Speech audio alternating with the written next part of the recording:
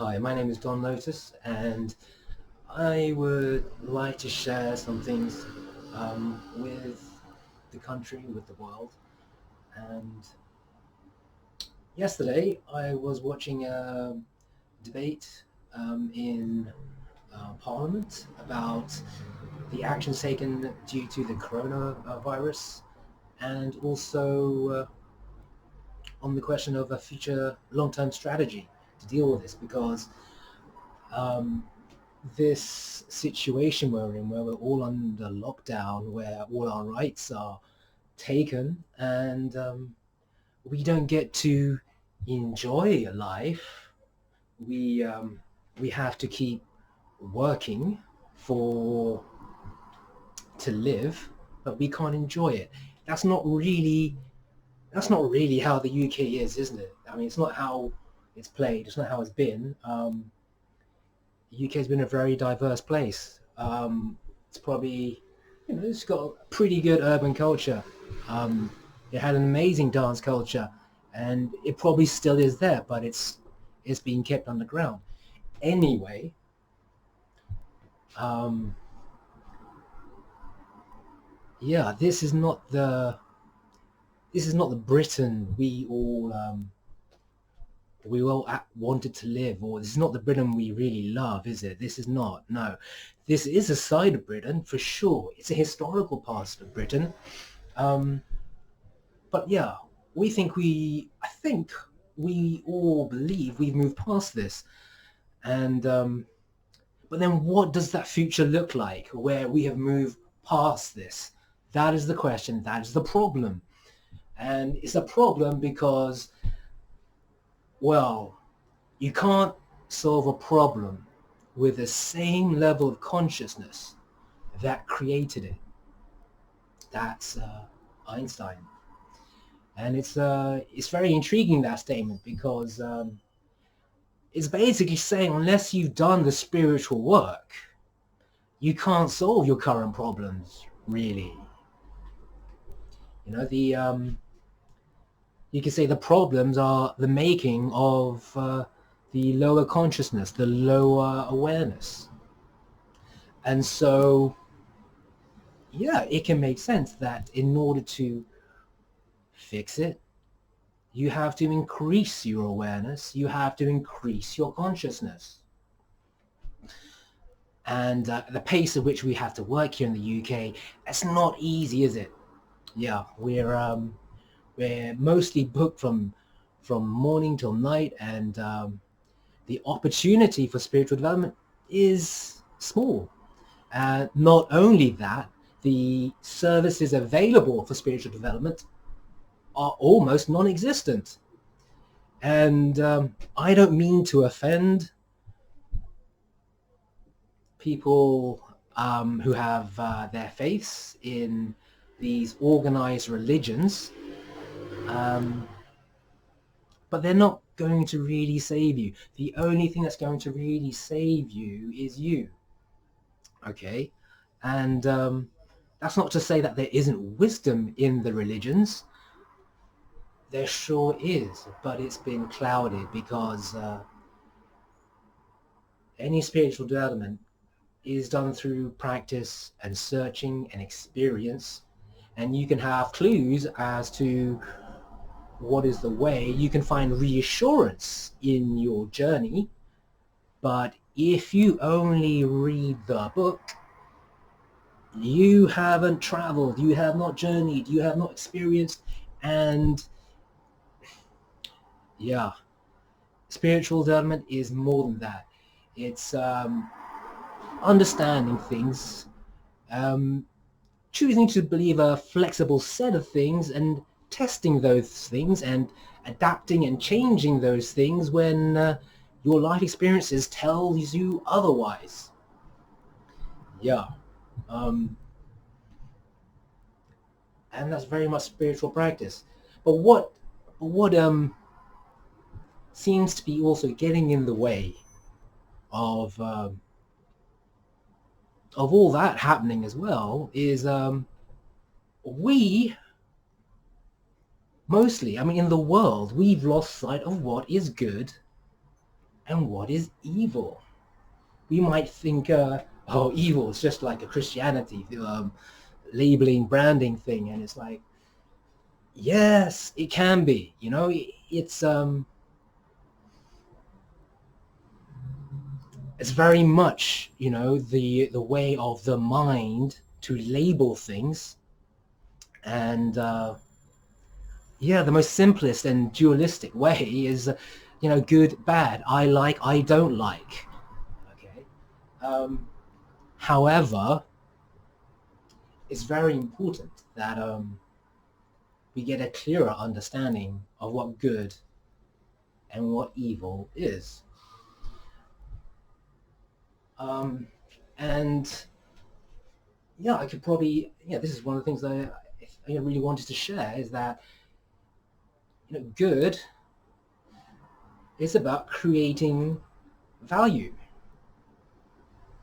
Yeah, good is about creating value. Wow. Yeah, it might seem simple like that, but let's go further into that. Like, if good is creating value, then we can say evil is not creating value. It's devaluing.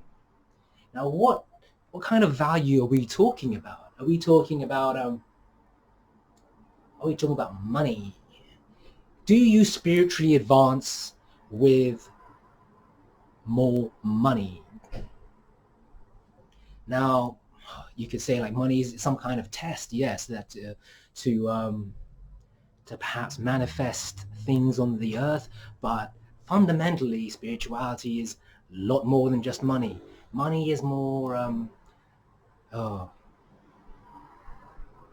money does help us to manifest things, but we have indulged so much in the power that money avails, that it seems to occupy us, like a religion. Um, and some of us are more dedicated to this religion than any other religious person. They're into it 24/7, their whole life. And yeah, that's not easy. That's zero spiritual development, actually. um, well,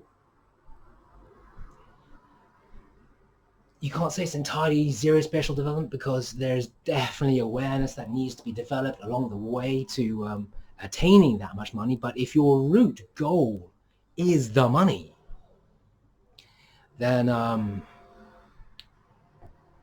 yes, what you're going to produce is not necessarily going to be producing value for everyone. See, the capitalist system talks about creating money for yourself, and that's like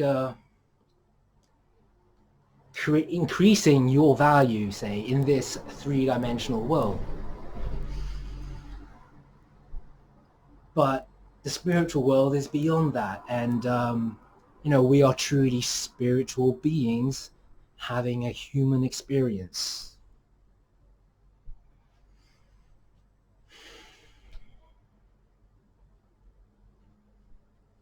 So, why the obsession with money? Why the obsession with this three-dimensional world? And why so much confusion and darkness over spiritual development? Um, these are things that we need to solve. So, creating value, creating human value. What is human value?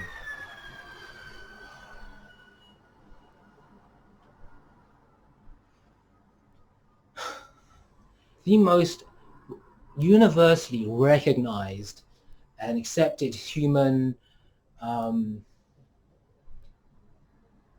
um, action that we consider so worthy are those of compassion. I've seen enough good films in cinemas to know, like, yeah, that is the chord that really, really strikes us, that kills us in the last 5-10 minutes, when we understand, when we see the compassion, and the effort that's been made to express that compassion and support. And that compassion, to go further, I mean, for the, compassion is about relieving suffering. It's also, yes, creating opportunities for growth. And can you say that in this world, we are really opening the doors for everyone to be able to find themselves and express themselves? And I would say, under the past, I'm 43. I mean, the past, I I wouldn't say it's open to everybody. One of the greatest things is dance, and to dance, you need to pay what, £60 a week for a studio. Um, that's a problem, you know. Um, yeah, because one of the things I'm going to talk about in the future is about alignment, and dance is like one of the best things for alignment. Alignment of your spiritual aspect, your mind aspect, and your body. And you sense, you feel, and without words, because it's about rhythms and it's about tones and emotions, and you're interpreting it and you're re-expressing it.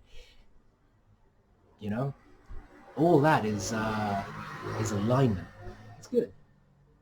Sports in some way is alignment, but dance is a little more than that, isn't it? It's about emotional resonance and expression. Um,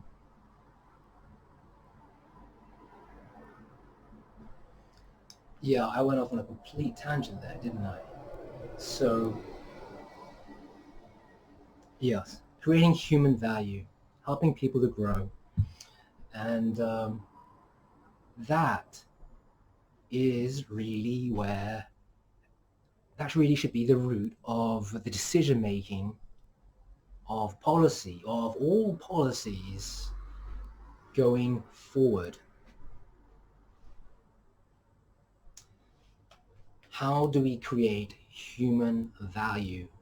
Not monetary value. Monetary things are great. They should be a secondary thing. But at this point, it's it seems to be all encompassing and very, and it shouldn't be number one. It could be number two. Number one should be our spiritual development, because if we if we aren't spiritually developed, then we start creating this stuff. We start imposing our laws and forcing people to do things they don't want to do, because we don't understand spirituality and how to encourage and enable progress um, without coercion.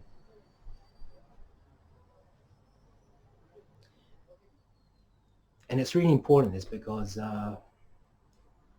what would seem, a very simple, obvious thing that a child could understand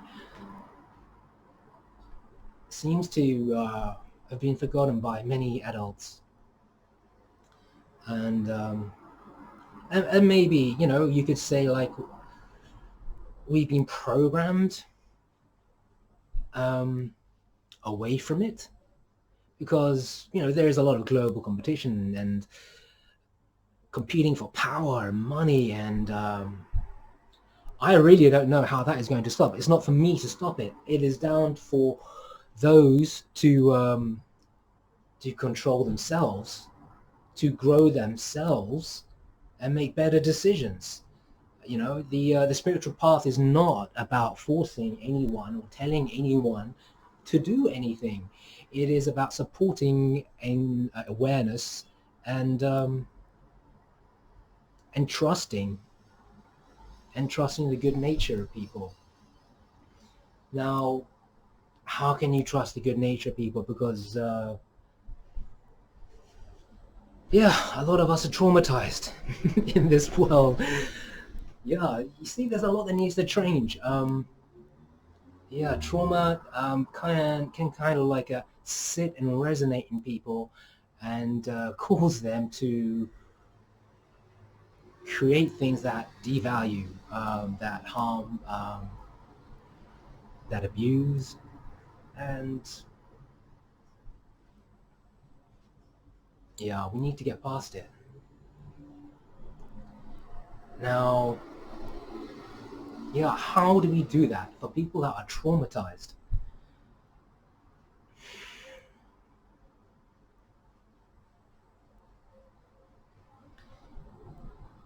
Is a big question.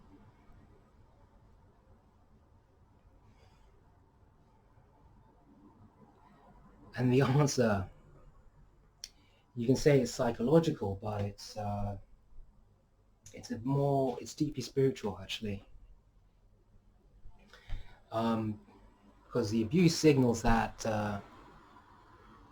you do not have power, you do not have freedom, um, you are under the control of another, and after the abuse, it's very hard to to separate yourself from that. And I've actually only today come across like an idea concept of hate. You know, you that hate being a function for breaking away from abuse. You know, it clearly demarks like, you know, a line and border. You know, that realization. It's a real moment of realization and a markation, a barrier to protect an individual. And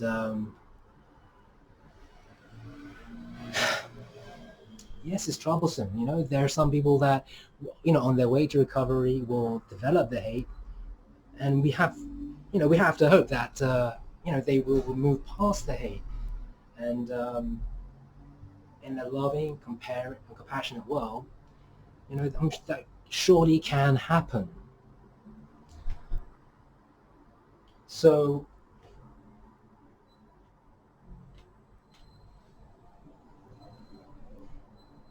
we need to get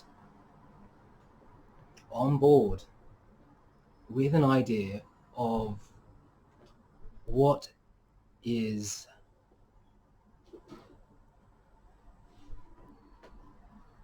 what is our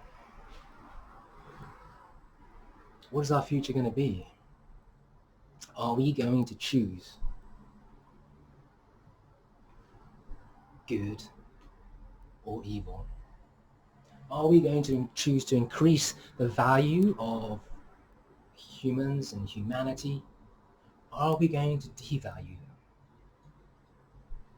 You know, consider all the faculties, all the human beings you've seen do all sorts of crazy stuff. You know, how do we support that beauty and diversity?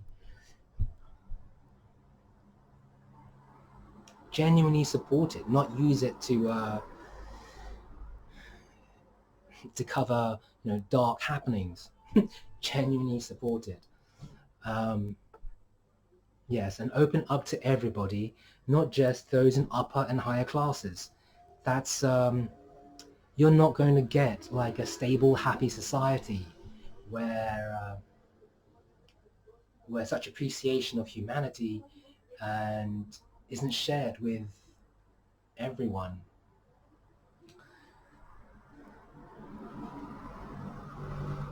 So this is really very much what I wanted to express in this first video. How we can appreciate good and evil, and how we understand good and evil.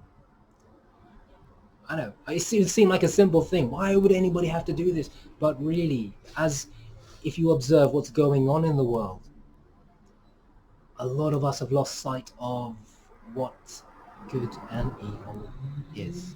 So, are you creating value on humanity, or are you devaluing? If you're if you're a manager and like you're scared of losing your position, you're lazy, and like yeah, you're going to like try and like be authoritative over all your staff and all your employees, and and tell them to do things exactly as they're in one way, and not respecting them, and that's devaluing humanity. If you have a manager instead that is that is there, that can that is able to willfully support like anybody in their team, and because that manager should be the one that knows, that manager should be elevated into that position because they worked and got the experience, and can share that experience, is happy to share that experience and knowledge with everybody else. I mean, I do hope, there's a lot being that could be understood about what is going on in this country, how management works, how authority works, how structure works. I'm touching on this as well. And yeah, I've lived here, I've worked here, I understand. So I just want I would like the world to move forward. I want this country to move forward. I think this country has the best chance of setting an example for the world.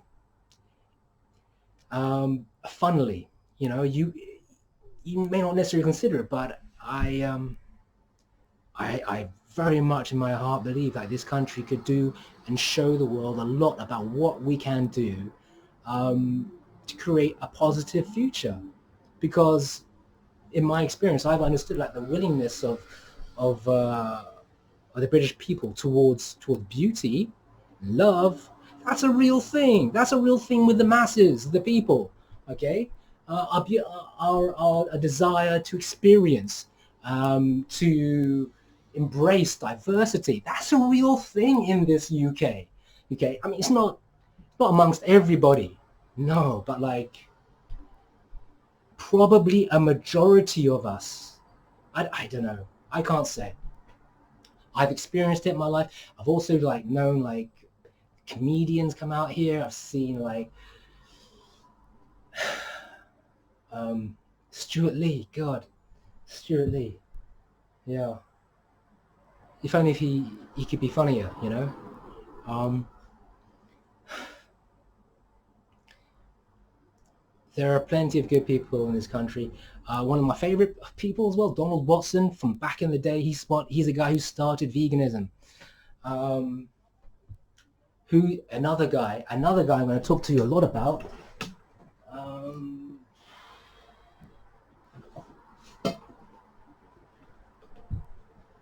wow, here he is, Martin Crawford. Okay, Martin Crawford has created systems in the UK that are biodiverse and resilient to disease, resilient to weather, and easy to keep and maintain. And that is something that I is very much can be the future of this country. Already, we had like one of the initiators of these, and now not eating meat was it's not just something that started in the UK. It started in various other religions and things. But Donald Watson, him and like his friends, they had the clarity to say like, wait a minute, we don't. How is having milk not harming the cow? It's a very simple observation. However, there were so many vegetarians in that day flagging, value, signaling to everyone how compassionate they were, but still having milk. And I'm not here to offend. I don't really want to criticize.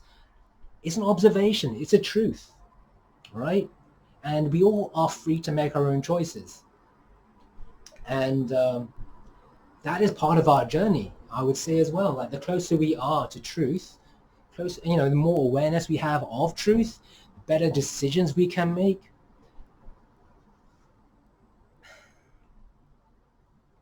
The more we can move forward. It's very important that we get this idea of what is good and evil in the world, and also to understand that our actions and thoughts go places. They manifest. Like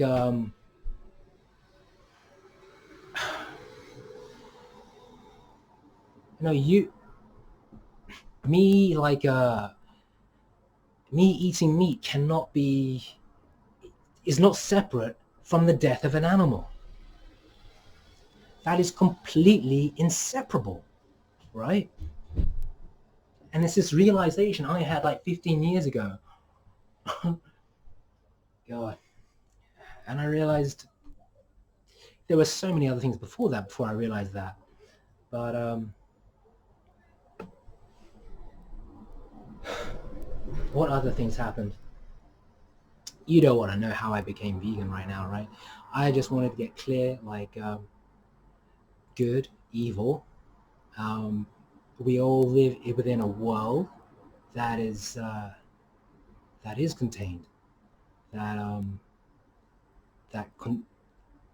knows our thoughts and sees our actions, and it is also quite a fair place. It will return those thoughts and actions upon you. It is a living universe we live in. In Christianity, we call it God. In China, the Taoists called it the Tao. They didn't want to masculine. They don't want to make it masculine or feminine.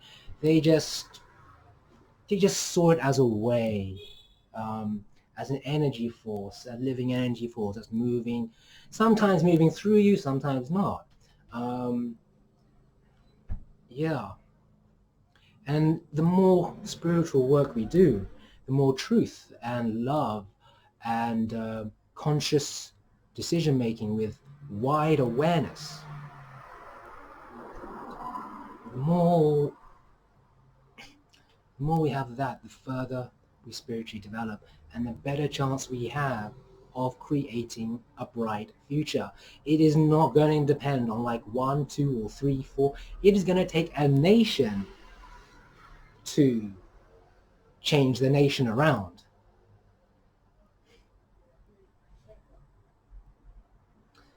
And there's work to be done, like our food systems.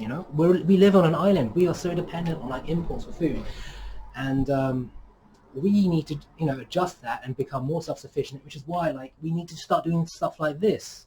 We need to be doing stuff like permaculture. We need to be doing stuff like vertical gardens. And yeah, when we get all this fresh food, all this fresh plant food, we can start to improve the health of everyone. We can start to reduce the costs of medical bills.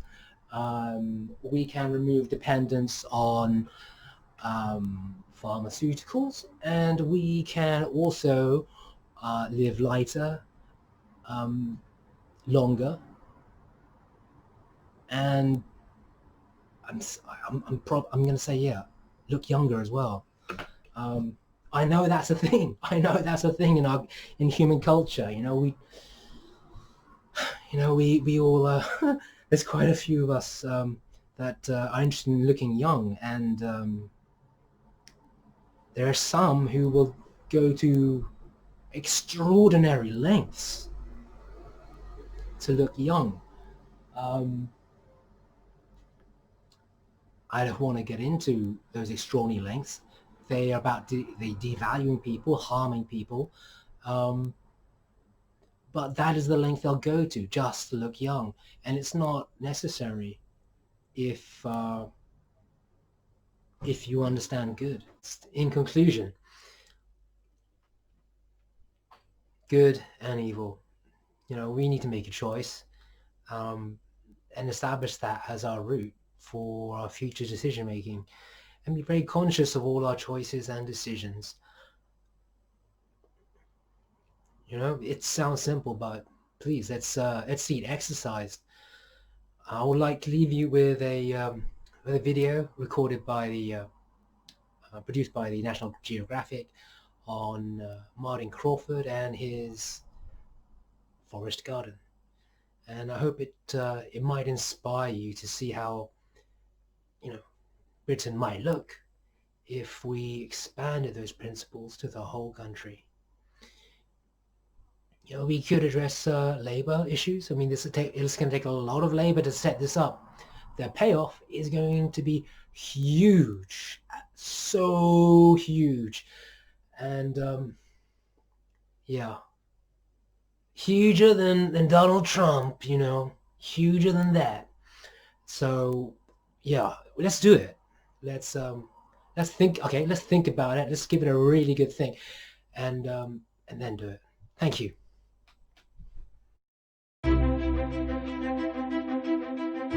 If you do nothing to a piece of land in temperate climates, it will become a forest.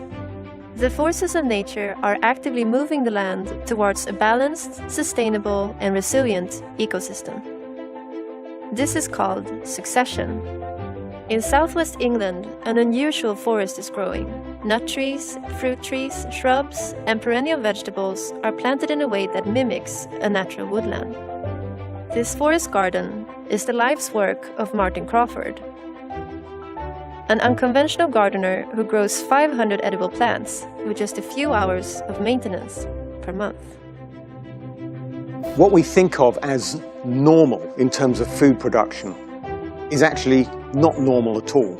Annual plants are very rare in nature, and yet most of our agricultural fields are full of annual plants. It's not normal. What's normal is a more forested or semi-forested system. Forest gardens in a temperate climate tend to have 7 layers or so: high trees, smaller trees, shrubs, perennials, ground cover layers, root crops, and climbers.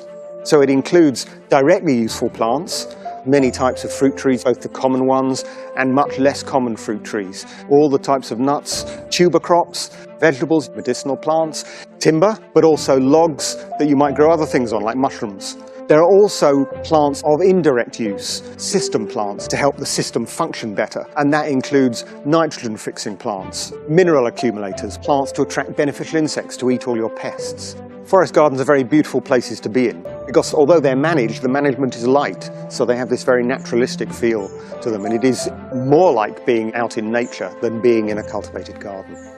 It can seem a bit overwhelming. There's so many different species. You shouldn't let that stop you from beginning a project, because you don't have to know everything to begin with. Just start, plant some trees and go from there.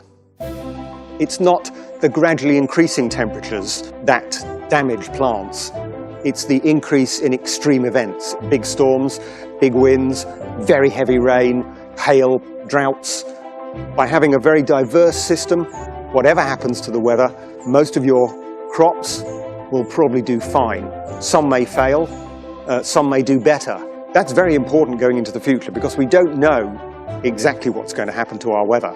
So by having a diverse system, it gives you maximum resilience.